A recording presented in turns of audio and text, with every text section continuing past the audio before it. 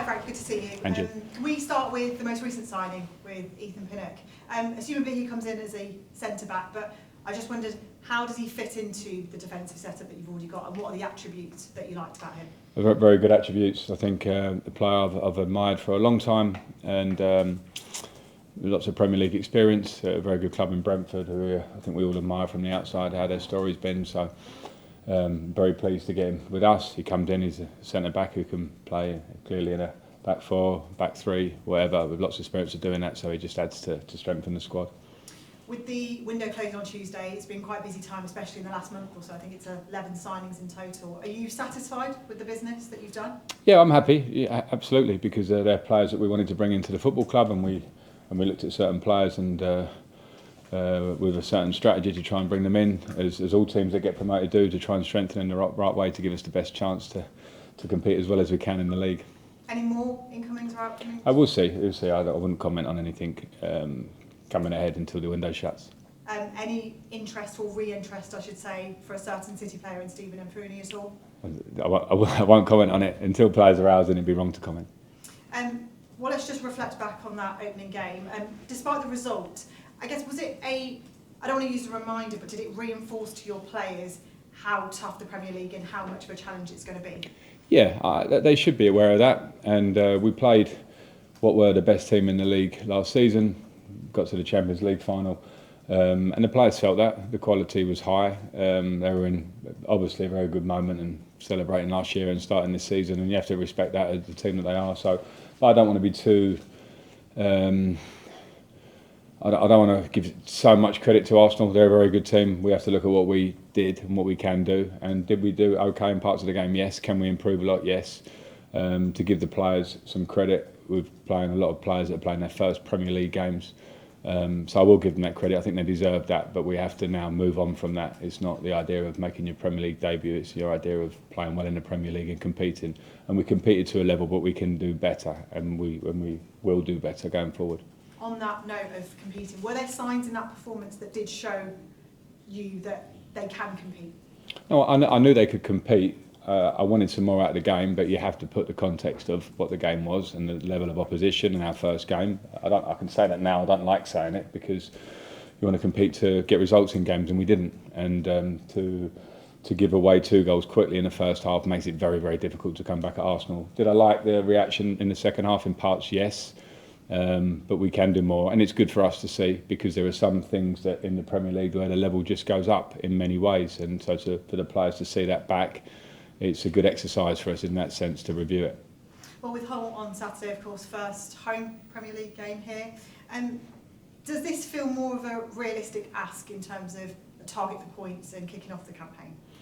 Well, you can't disrespect Hull because they've just gone and beaten Manchester United in their first game and will be feeling very good about themselves. So it's just a different challenge from what Arsenal was. In terms of any team news, Frank, as well, I know you said last week Hadji's going to be a while because that quality is quite serious. Yep. Saw Efron and Jack back during the game. In terms of anything else to update? No. Everything else? That's where we're at. As it stands. All the best. Brilliant. Thank you. Cheers. Thanks. Hi, Frank. Hi. Hi. This time last week, you said you wanted your players to play without fear as you were preparing to take on Arsenal. How important is it that they approach every game at this level with that same mindset, regardless of who you're coming up against? Yeah, it's very important, and I think again a bit lesson learned. Again, I'm close to the players. I understand them. I played for many a game in my career, and sometimes you play against good opposition. The day's very difficult. You can reflect on it and have if only we'd have done that. If only we'd have done this. I didn't want to have those feelings of regrets after Arsenal, and personally I did a little bit when I look at the performance, but we must move on from that. It's one game done against a place that's very, very hard to go to, and everyone will find that this season, no doubts. But yeah, do we need to reboot and get ready for our first game at our stadium, play the way we play with the energy and intensity and direction that we want to play? Yeah, we do, and it was difficult to show that probably in the Arsenal game. But I don't want that excuse going forward. Sure, you say that you had a few regrets. What were those? No, I say regrets. Maybe that's the wrong word. It's a football match. There's so many variables, but I think you have to go into a game, and if you want to give teams a problem, you have to be able to run before they run, to push them back, to not be thinking, if I make that run, I might have to run the other way. And I think there were some moments of that. And again, I understand it. The players can see it this week. and I expect that Saturday will look different to that. Sure, and you head into your next game, of course, on the back of a good midweek result, 4 goals scored in the AFL Cup against Plymouth. You said afterwards that, of course, you enjoyed the win, but the match was as much about looking at individual and collective performances. You made 9 changes. Have any of those given you a selection headache for the weekend? Yeah, I think some have given me pause for thought in different directions because, you know, I go again with what I said. It was a good chance for me to look at individuals for fitness in this early stage of the season, for connections between the team, because when you bring in new players, it obviously brings in different connections, and we were pretty consistent in selection, etc. last year. Now it looks different, and the competitive nature of the squad is higher, and it has to be higher. So it's good to see individuals and go, show me what you can do, and certain players did that. Brilliant. So Hull City up next. You said themselves, you know, they themselves were straight out of the blocks with that win over Manchester United. I'm sure you'll be treating every opponent with the same amount of respect, but on paper, how big an opportunity is this for you to get some points on the board, particularly when you look at the fact that you've got Manchester City up next after this? Yeah, we're honest about it. I will never talk Hull down, and I think the expectancy level from our fans and from everybody will be, well, Coventry can really compete, and we may be favourites for this game when it was the opposite last week, but that becomes a bit regardless once the game starts.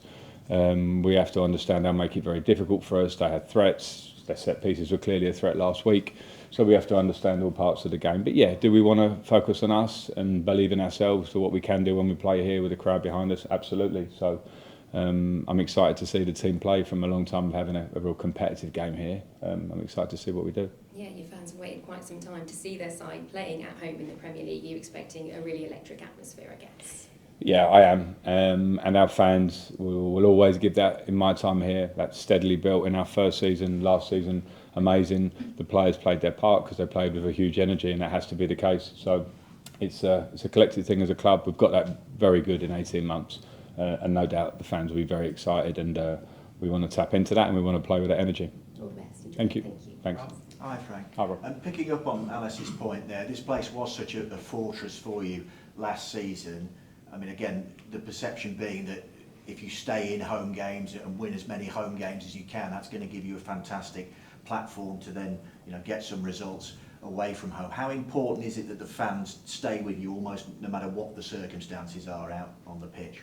Yeah, always important, but we have to do our part in that, and I think fans generally will always react to energy and passion and competitive nature. Those things, I think, have to be a baseline to engage with the fans, and as I say, we've managed to do that in our time here, and of course we have to be realistic about the level of opposition that will be coming here through the course of the season, and the difficulties that we may have in certain moments, and it's been those moments where we've been able to rely very well on our fans over the period of time. It's a club where the fans have a deep affection for lots of individuals within the squad. They sing individuals' names, they sing collectively for the group, and of course they'll be there for us, we hope, in the good and the more difficult times, because it's such a big deal for us.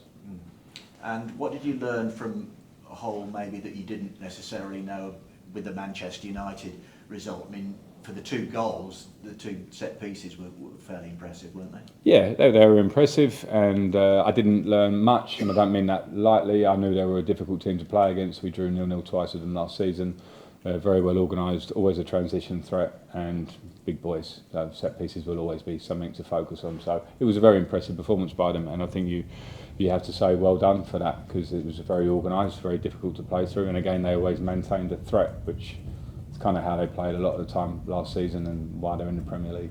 And I know it's about this game against Hull, but I'll ask you about the Carabao Cup draw, home to Aston Villa. The fans have waited 25 years to play them, and I know it's happened where they've played them twice in the Premier League and in the Cup. Your reaction to that? Yeah, exciting draw for the fans, exciting draw for us. To be at home is obviously a great thing for us. That's what we wanted, having travelled down to Plymouth, and I'm pleased. It's why it's so exciting for the club as a whole that we're back in the Premier League and have these kind of ties, especially with the derby feel and the factor to it. So I'm pleased with that, and we'll focus on that when it comes round, but I'm sure it'll be an electric night again.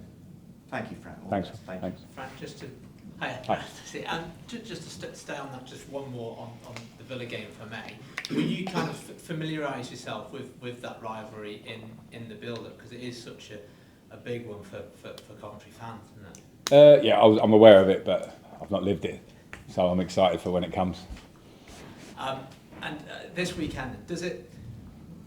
Obviously, it'd be easy for fans to get it for Man United or Liverpool or teams of that ilk coming here. Does it help in some respects that this is the first one here, that you know that it's going to be electric? I don't know. I mean, after 25 years and how our fans are, I expect them to be electric for every game. Now, every game will test you, and through 90 minutes there will be tough moments. But I don't know the answer to the question. I expect them to be electric for every game. Again, we have to do our bit to that. But this is a particularly exciting game because it's the first one. But I also have to focus on performance of the team and all those details. Brilliant. Good luck. Thanks. Frank, can you tell us a little bit about Ethan's character and qualities? He's been described as immaculate in terms of his character and reading of the game. Obviously, he's got that vast experience as well. Character and spirit is so integral to your dressing rooms. Yeah. I've spoken to Ethan now a couple of times. He trained today, so I obviously saw him this morning. But from speaking to anyone that's worked with him and from picking up from our early conversations, that character and that impressive nature absolutely comes through. He knows a couple of our boys through the Jamaican squad.